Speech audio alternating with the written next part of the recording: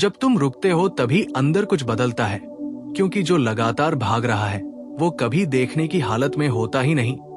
वो सिर्फ प्रतिक्रिया करता है, सोचता नहीं, महसूस करता नहीं, बस चलता चला जाता है भीड़ की तरह। और भीड़ कभी आत्मा नहीं होती, भीड़ सिर्फ शोर होती है।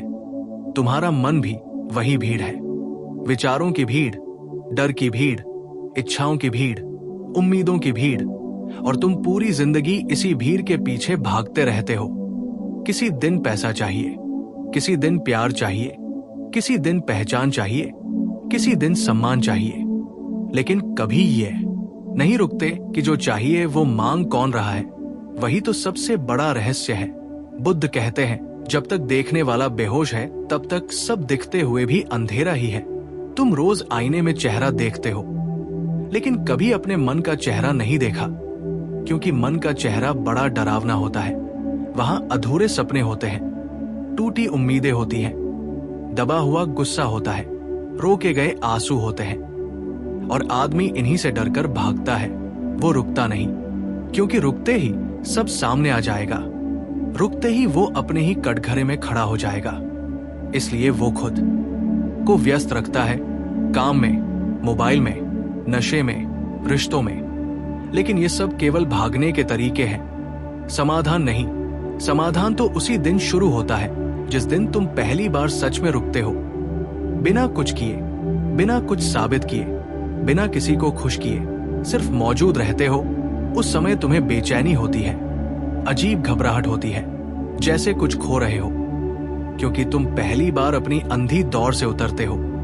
और दौड़ से उतरते ही थकान का एहसास होता है। तभी पता चलता है कि कितने साल बोझ ढोते रहे, कितना दर्द छुपाते रहे, कितना अपने खिलाफ जीते रहे।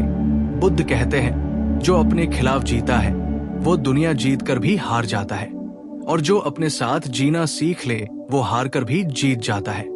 जब तुम रुकते हो तब तुम्हें दिखता है कि जिन लोगों से तुम मान सम्मान मांगते रहे वे खुद खाली थे, जिन रिश्तों से तुम सुरक्षा मांगते रहे वे खुद डरे हुए थे, और जिन सपनों के पीछे तुम अंधे होकर भागते रहे वे कभी तुम्हारे थे ही नहीं। वे समाज के थे, तुलना के थे, दिखावे के थे। और ये सच्चाई पहले बहुत चुभती है, अंदर कुछ टूटता है, जैसे कोई झूठी दीवार गिर रही हो। और दीवार गिरते ही धूल उड़ती है, आंखों में जलन होती है, कुछ समय लगता है देखने में। इसलिए लोग लौट जाते हैं, फिर से भीड़ में घुस जाते हैं, फिर से शोर पकड़ लेते हैं, क्योंकि शांति का सामना करने की हिम्मत बहुत कम लोग कर पाते हैं। शांति बाहर से हल्की दिखती है, लेकिन अंदर से बहुत भारी होती है, क्योंकि शांति में तुम अकेले हो जाते हो, पूरी तरह अकेले, बिना सहारे, बिना पहचान, बिना नकाब। और वही अकेलापन असली जन्म है, वही जगह है जहां से तुम्हारा असली व्यक्तित्व निकलता है। वहां कोई भूमिका नहीं चलती, वहां सिर्फ सच चलता है। और सच शुरू में बड़ा कड़वा लगता है। वो कहता है, तुमने खुद को कभी प्रेम नहीं किया, तुमने हमेशा किसी और से मांगा, किसी और पर टिका रहे, किसी और की राय से बने। इसलिए जब कोई गया तो तुम टूटे, जब किसी ने अनदेखा किया तो तुम बिखरे, जब किसी ने छोड़ दिया तो तुम खो गए। और तुम इसे प्रेम कहते रहे, लेकिन असल में वो निर्भरता थी, डर की साझेदारी थी, अकेलेपन से बचने का करार था। प्रेम तो तब शुरू होता है जब तुम अकेले भी पूरे होते हो। और ये पूरे होने की कला रुकने से आती है, दौड़ने से नहीं। जब तुम रुकते हो तब धीरे धीरे तुम्हारा मन शांत होने लगता है। विचार पहले तेज होते हैं, फिर धीमे होते हैं, फिर उनके बीच खाली जगह आने लगती है।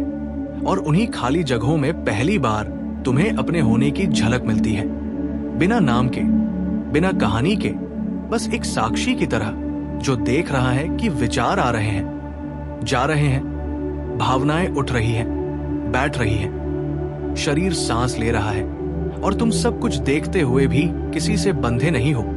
उसी दिन तुम्हें पहली बार आजादी का स्वाद मिलता है, हल्की सी झलक, जैसे दूर पहाड़ों के पीछे से सुबह की रोशनी आती है। पूरी धूप नहीं होती, लेकिन यह पता चल जाता है कि रात अब ज्यादा देर की नहीं है। और उसी दिन से तुम्हारी दिशा बदलने लगती है। तुम भीड़ में रहते हुए भी अलग हो जाते हो, तुम रिश्ते निभाते हो लेकिन उनमें घुलते नहीं। तुम काम करते हो लेकिन उससे पहचान नहीं बनाते। तुम सफल होते हो लेकिन उससे एहसानमंद नहीं होते, और असफल होते हो तो टूटते नहीं, क्योंकि अब तुम्हारा आधार बाहर नहीं अंदर बन चुका होता है। बुद्ध कहते हैं बाहर जो भी है वो परिवर्तनशील है, आज है कल नहीं है, इसलिए जो वहां टिकाएगा वो बार बार गिरेगा, लेकिन जो भीतर टिक गया उसे गिराने के लिए पूरी दुनिया भी काफी नहीं। जब तुम रुकते हो तब तुम्हें यह भी दिखता है कि तुम्हारा क्रोध किसी और ने नहीं बनाया, तुम्हारा डर किसी और ने नहीं दिया, तुम्हारा दुख किसी और ने नहीं रखा। ये सब तुम्हारे अपने मन की प्रतिक्रियाएं थी, और ये समझ आते ही तुम्हारा पीड़ित वाला चेहरा गिरने लगता है। तुम दूसरों को दोष देना धीरे धीरे छोड़ते हो, क्योंकि अब तुम्हें दिखता है कि किसी ने तुम्हें चोट नहीं दी, तुमने ही चोट को पकड़ कर रखा। किसी ने तुम्हें बांधा नहीं, तुमने ही डर के कारण खुद को बांधा। और ये समझ आते ही भीतर बहुत गहरी राहत उतरती है, जैसे कोई भारी बोझ पीठ से उतर गया हो, और उसी राहत में पहली बार असली करुणा जन्म लेती है। तब तुम दूसरों को भी उनके डर में देख पाते हो। तब तुम उन्हें शत्रु नहीं, बेसहारा यात्री की तरह देखने लगते हो, जो तुम्हारी तरह ही किसी न किसी घाव से भाग रहे हैं, किसी न किसी अधूरी चाह में अटके हैं। और यही समझ तुम्हें कठोर से कोमल बनाती है, बिना कमजोर बनाए। तुम्हारा अहंकार तब सबसे ज्यादा टूटता है, क्योंकि अहंकार तुलना पर जिंदा रहता है, ऊपर नीचे पर जिंदा रहता है, बड़ा छोटा पर जिंदा रहता है। और जब तुम भीतर स्थिर हो जाते हो तो तुलना अपने आप गिर जाती है। फिर कोई बड़ा नहीं, कोई छोटा नहीं, सब अपने अपने बोझ के साथ चलते हुए यात्री लगते हैं। और तब जीवन से लड़ाई खत्म होने लगती है। संघर्ष वही रहता है लेकिन युद्ध नहीं रहता, दर्द वही आता है लेकिन पीड़ा नहीं बनता, आंसू वही गिरते हैं लेकिन टूटन नहीं आती, क्योंकि अब भीतर एक स्थिर जगह बन चुकी होती है जहां तुम टिक सकते हो। और वहीं से असली प्रेम बहता है, बिना शर्त, बिना मांग, बिना सौदे के। बुद्ध कहते हैं प्रेम मांगता नहीं, बहता है, जरूरत नहीं बनाता, भरोसा बनाता है। और ये भरोसा सिर्फ उसी को मिलता है जिसने रुकने का साहस किया हो, जिसने खुद से भागना छोड़ा हो, जिसने भीड़ से अलग होकर अकेले चलने की हिम्मत की हो। और उसी दिन तुम सच में जीना शुरू करते हो। उससे पहले तुम सिर्फ किसी कहानी का किरदार होते हो, समाज की लिखी हुई स्क्रिप्ट में फंसे हुए। और अंत में जब तुम पूरी तरह रुक जाते हो, बिना भागे, बिना बचाव के, बिना बहाने के, तब एक दिन अचानक ये भी दिखता है कि जिसे तुम मैं कहते रहे वो भी एक विचार ही था, एक आदत थी, एक नाम था।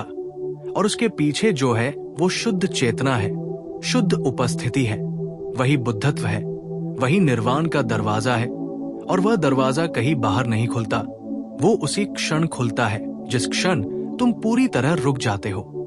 और जब तुम इस तरह रुककर भीतर टिकना सीख लेते हो तो सबसे बड़ा बदलाव यह होता है कि अब तुम्हें किसी से कुछ साबित करने की आग नहीं जलाती।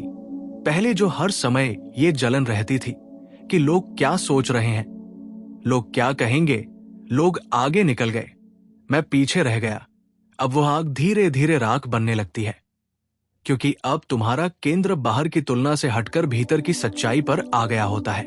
अब तुम सुबह उठकर ये नहीं पूछते कि आज मुझे क्या साबित करना है, बल्कि ये पूछते हो कि आज मुझे कितना जागरूक रहना है, कितना उपस्थित रहना है। और यह छोटी सी शिफ्ट पूरी जिंदगी का भार बदल देती है, क्योंकि साबित करने वाला इंसान हमेशा तनाव में जीता है और जागरूक इंसान हमेशा शांति में चलता है। बाहर तूफान हो या तारीफ, नुकसान हो या लाभ, उसकी जड़ें भीतर जम चुकी होती हैं। उसे अब हिलाने के लिए परिस्थितियां काफी नहीं होती। पहले एक शब्द तुम्हें तोड़ देता था, एक नजर तुम्हें हिला देती थी, एक असफलता तुम्हें अंधेरे में धकेल देती थी। लेकिन अब भीतर एक ऐसा मौन बैठ चुका होता है जो हर शोर से बड़ा होता है, और यही मौन तुम्हारी असली ताकत बनता है। बुद्ध कहते हैं जो शांत है वही अजेय है, क्योंकि जिसे हराया जा सकता है वो भीतर से पहले ही टूटा हुआ होता है। और जिसे कोई तोड़ न सके वो वही है जिसने खुद को पकड़ लिया हो। अब तुम्हें ये भी साफ दिखने लगता है कि ज्यादातर रिश्ते जरूरत से बनते हैं, प्रेम से नहीं। लोग साथ इसलिए नहीं रहते कि वे तुम्हें जानते हैं, बल्कि इसलिए रहते हैं कि उन्हें तुमसे कुछ चाहिए। कोई सुरक्षा चाहता है, कोई सहारा चाहता है, कोई पैसा चाहता है, कोई पहचान चाहता है। और जब वो जरूरत पूरी हो जाती है या कहीं और से पूरी होने लगती है, तो वही लोग जो कभी तुम्हारे बिना नहीं रह सकते थे, तुम्हारे बिना बहुत आराम से जीने लगते हैं। पहले ये तुम्हें तोड़ देता था, अब ये तुम्हें सिखा देता है।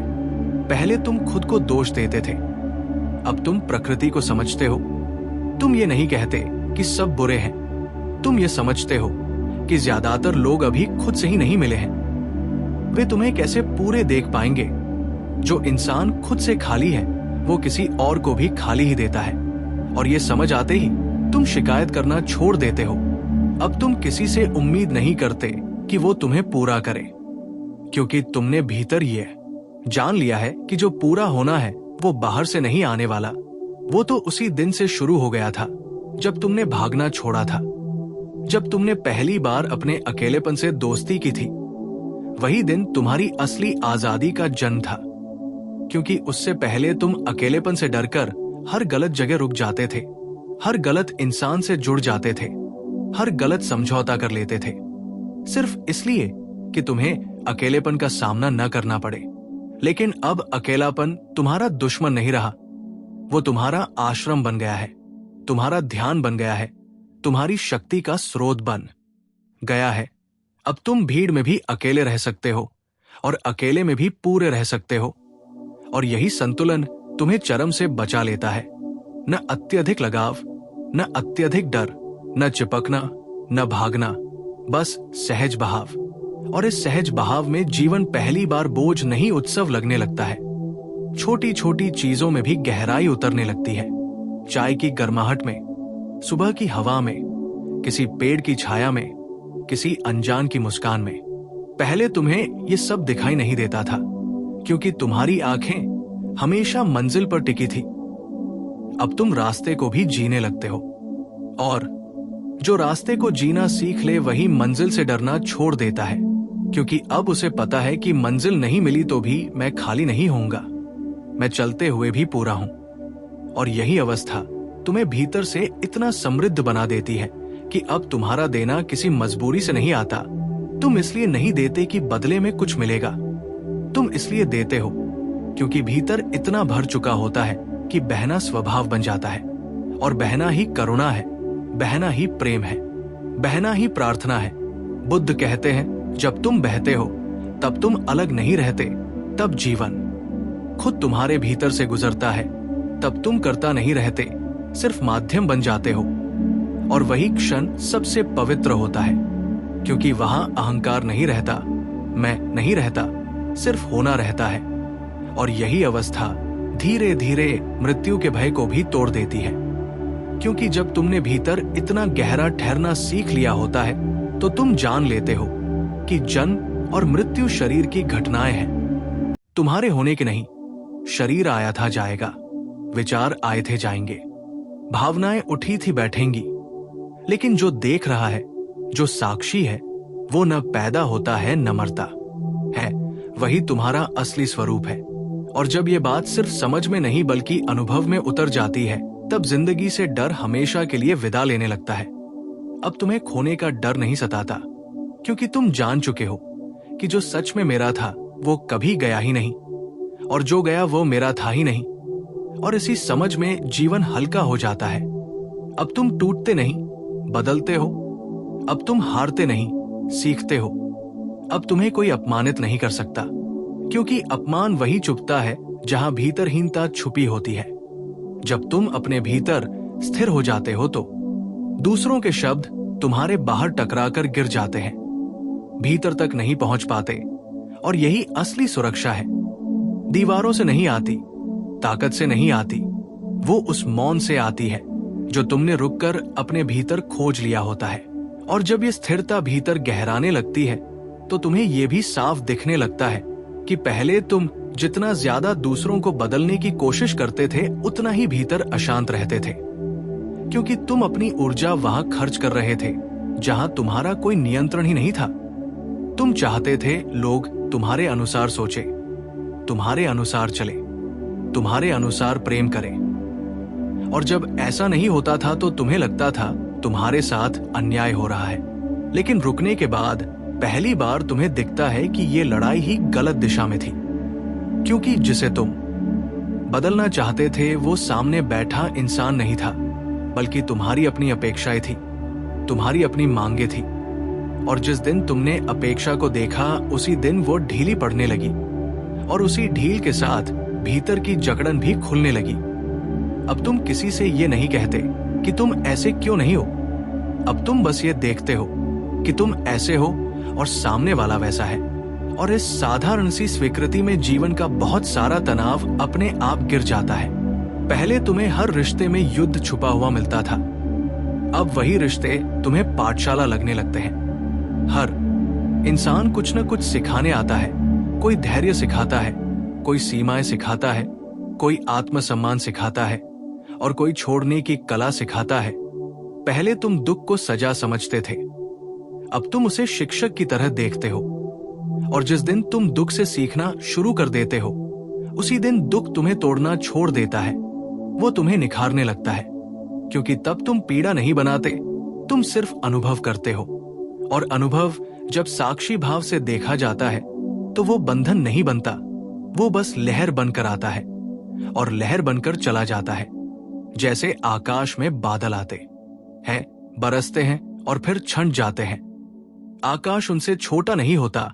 वैसे ही जब तुम भीतर टिक जाते हो तो परिस्थितियां आती है, बदलती है, जाती है, लेकिन तुम्हारा होना उनसे छोटा नहीं होता।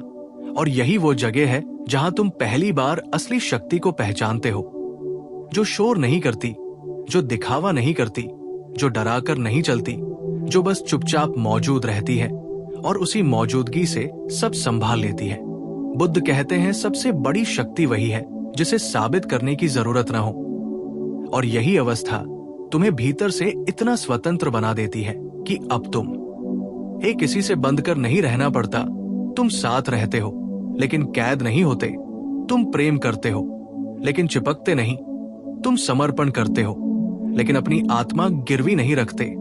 और यही संतुलन प्रेम को पवित्र बनाता है। वरना प्रेम अक्सर सौदा बन जाता है, डर का व्यापार बन जाता है, जिसमें कोई ज्यादा देता है, कोई कम देता है, कोई जीतता है, कोई हारता है। लेकिन जब तुम रुककर भीतर पूरे हो जाते हो, तब प्रेम पहली बार जीत हार से बाहर निकलता है। वो सिर्फ बांटना बन जाता है, बिना हिसाब के, बिना डर के, बिना शर्त के। और इसी अवस्था में तुम्हें यह भी महसूस होने लगता है कि तुम जितनी देर वर्तमान में टिके रहते हो, उतनी देर तुम मुक्त रहते हो। डर हमेशा भविष्य से आता है और पछतावा हमेशा अतीत से। लेकिन वर्तमान एकमात्र ऐसी जगह है जहां न डर रहता है न पछतावा, सिर्फ होना रहता है। और जब तुम बार बार रुककर इसी होने में लौटते हो, तो धीरे धीरे तुम्हारा मन भी वर्तमान का अभ्यास करने लगता है। वो हर समय तुम्हें आगे पीछे घसीटना बंद कर देता है। अब तुम्हें बार बार ये साबित करने की जरूरत नहीं पड़ती कि तुम सही हो। अब तुम्हें ये साबित करने की भी जरूरत नहीं पड़ती कि सामने वाला गलत है। तुम बस यथार्थ को जैसा है वैसा देखने लगते हो, बिना रंग दिए, बिना लेबल लगाए, बिना कहानी गढ़े। और यही निर्दोष दृष्टि तुम्हें भीतर एक अजीब सी निर्मलता दे देती है, जैसे किसी बच्चे की आंखों में होती है। फर्क बस इतना है कि बच्चा अज्ञान के कारण निर्दोष होता है और तुम जागरण के कारण। और जागरण की ये निर्दोषता कहीं ज्यादा गहरी होती है, क्योंकि वह टूट कर आई होती है, संघर्ष से आई होती है, आंसुओं से होकर आई होती है। और जो निर्मलता आंसुओं के बाद आती है, वो कभी नकली नहीं होती, वो भीतर तक सच्ची होती है। और तभी तुम्हारे जीवन में एक नया स्वाद उतरता है, जिसे न पैसा दे सकता है, न पद दे सकता है, न कोई रिश्ता दे सकता है। वो स्वाद है भीतर की शांति का। और जिसने एक बार इस शांति को चख लिया, फिर वो दुनिया की किसी भी आवाज में पूरी तरह खो नहीं पाता। वो खेलता है, जीता है, हारता है, कमाता है, देता है, लेकिन भीतर कहीं एक जगह होती है जो अडिग रहती है, और वहीं से तुम्हारा हर निर्णय निकलता है। डर से नहीं, लालच से नहीं, बल्कि स्पष्टता से। और स्पष्टता ही वो दीपक है जो जीवन के सबसे अंधेरे मोड़ों में भी रास्ता दिखा देता है।